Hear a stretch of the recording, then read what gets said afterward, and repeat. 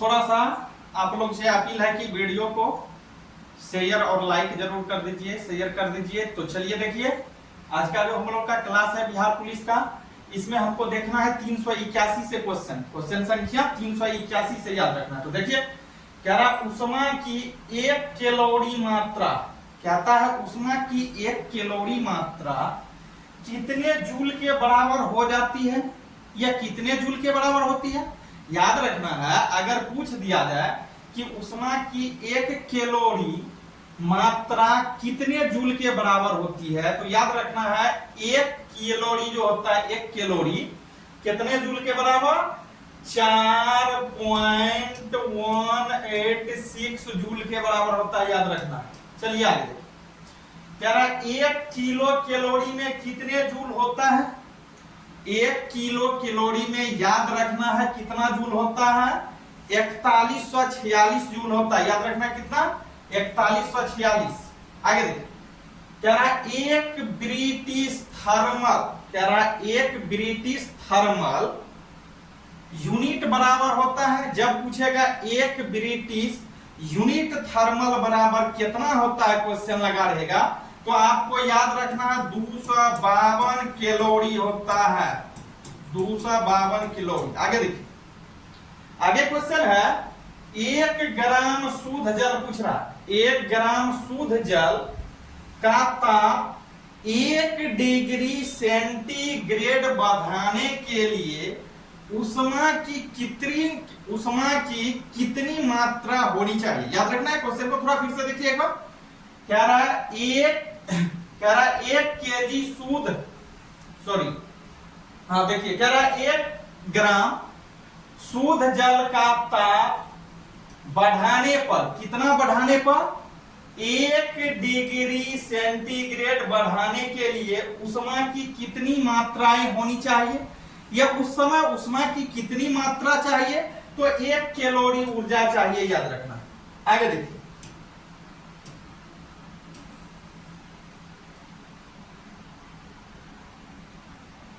आगे क्वेश्चन है, आगे क्वेश्चन दिया हुआ, कह रहा है 1 पाउंड, कह रहा है 1 पाउंड जल का ताप, कह रहा है 1 पाउंड या 1 पाउंड जल का ताप 1 डिग्री फ़ारेनहाइट बढ़ाने के लिए ऊष्मा की कितनी मात्रा की जरूरत होती है, या ऊष्मा की कितनी मात्रा की जरूरत पड़ेगी या होगी। तो याद रखना 1 ब्रिटिश थर्मल यूनिट की जरूरी होगी उस समय। आप शॉर्ट में इसको लिख सकते हैं 1 BTHU।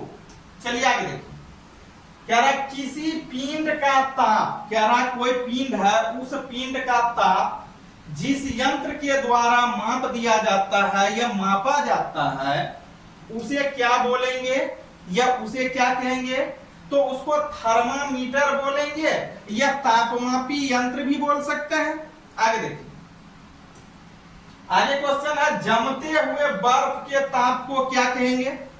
जमते हुए बर्फ के तापक्रम को या ताप को हिमांक कहा जाता है, हिमांक, याद रखना है हिमांक। आगे देखिए, आगे कह रहा सेल्सियस पैमाना का, पैमाना हो गया, यहां होता पैमाना, सेल्सियस पैमाने का आविष्कार किसने किया था, या सेल्सियस पैमाने का खोज किसने किया था, ये भी बोल सकते हैं इसको कि सेल्सियस पैमाने का जन्मदाता कौन थे। तो याद रखना स्वीडन वैज्ञानिक सेल्सियस, स्वीडन वैज्ञानिक सेल्सियस ने किया था। आगे देखिए,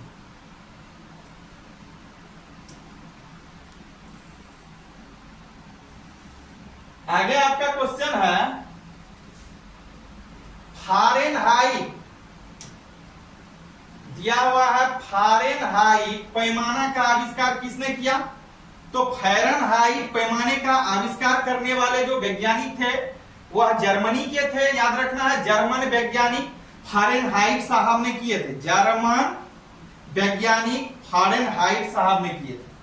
आगे दिया है पारा थर्मामीटर का आविष्कार किसने किया, पारा थर्मामीटर का आविष्कार करने वाले कौन थे, यह किसने आविष्कार किया, किसी का?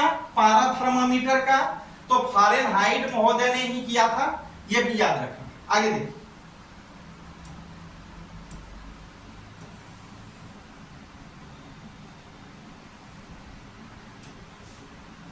आगे क्वेश्चन है सेल्सियस रोमन, याद रखना सेल्सियस रोमन व फारेनहाइट में क्या संबंध है या क्या संबंध होता। जब ये पूछ देगा कि सेल्सियस रोमन व फारेनहाइट के बीच अंतर क्या है, तो याद रखना है C5 is equal to F minus 32 by कितना 9 is equal to R by 4, ये याद रखना। आगे देखिए, कहता है परम शुद्ध ताप किसे कहते हैं? परम शुद्ध ताप का अर्थ हुआ जिसमें किसी भी तरह की मिलावट न। तो कह रहा परम शून्य ताप किसे कहेंगे? कह रहा परम शून्य लगाओ, परम शून्य ताप किसे कहेंगे? कह रहा 273, याद रखना 273.15 डिग्री सेंटीग्रेड। आगे देखिए, कहता पारा कितने डिग्री सेल्सियस पर जमता है, मतलब पारे को जमने के लिए कितने डिग्री सेल्सियस की आवश्यकता होनी चाहिए? तो याद रखना है 39 डिग्री सेंटीग्रेड टेम्परेचर की जरूरत होती है किसी को करने के लिए? पारा को जमाने के लिए। आगे देखिए, कह रहा अल्कोहल कितने डिग्री सेल्सियस पर जमता है? अल्कोहल जो होता है, पूछ रहा है अल्कोहल कितने डिग्री सेंटीग्रेड के ताप पर क्या होता है? जमता है। तो याद रखना है 115 डिग्री सेंटीग्रेड। आगे देखिए, कहता है कुल्फी तथा आइसक्रीम, कुल्फी और आइसक्रीम को हम लोग खाते हैं, तो कह रहा कुल्फी तथा आइसक्रीम को पिघलने से बचाने के लिए, पिघलने से बचाने के लिए क्या मिलाया जाता है? तो पिघलने से बचाने के लिए किसको? कुल्फी और आइसक्रीम को पिघलने से बचाने के लिए हम लोग नमक तथा सोडा जो होता है इसी का यूज करता है। आगे देखिए,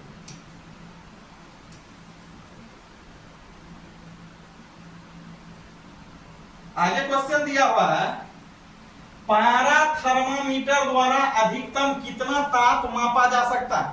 मतलब पारा थर्मामीटर जो होता है उस पारे के थर्मामीटर द्वारा अधिकतम कितने ताप को हम लोग माप सकते हैं? अधिकतम मींस क्या हो गया? ज्यादा से ज्यादा कितना को माप सकते हैं इसके द्वारा? तो 30 डिग्री सेंटीग्रेड से लेकर के 350 डिग्री सेंटीग्रेड तक, याद रखना। आगे देखिए,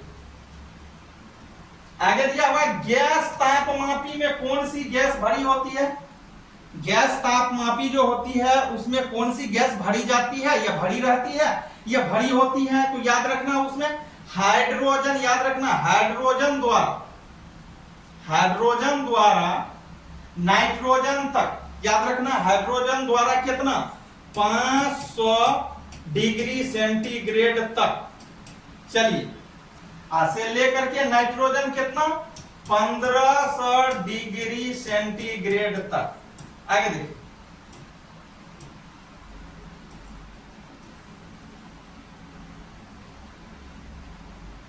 आगे क्वेश्चन दिया हुआ है, कहता प्लेटिनम प्रतिरोधक तापमापी, प्लेटिनम प्रतिरोधक तापमापी का तापमापन परिसर क्या होगा या क्या होता है या कितना होता है? तो याद रखना है इसका जो होगा 200 सेंटीग्रेड से लेकर के 1200 सेंटीग्रेड तक, याद रखना। आगे देखिए, कह रहा 800 डिग्री सेंटीग्रेड से ऊंचे ताप का मापन पाइरोमीटर से करते हैं।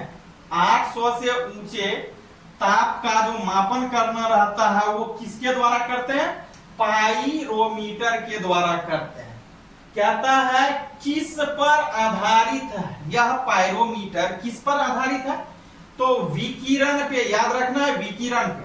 आगे देखिए, मानव शरीर का सामान्य ताप क्या होता है? मानव शरीर का सामान्य ताप जो होता है वह होता है 37 डिग्री या 98.6 डिग्री फ़ारेनहाइट या 310 के का मतलब केल्विन। आगे देखिए, कहता है कमरे का सामान्य ताप क्या होता है? कमरे का सामान्य ताप जो होता है वह होता है 27 डिग्री सेंटीग्रेड या 80.6 डिग्री फ़ारेनहाइट। चलिए आगे देखिए, कह रहा सूर्य का ताप किससे मापा जाता है? सूर्य के ताप को हम लोग किन में मापते हैं, या सूर्य के ताप को मापने के लिए किस चीज का यूज किया जाता है? तो पायरोमीटर, याद रखना, पायरोमीटर के द्वारा।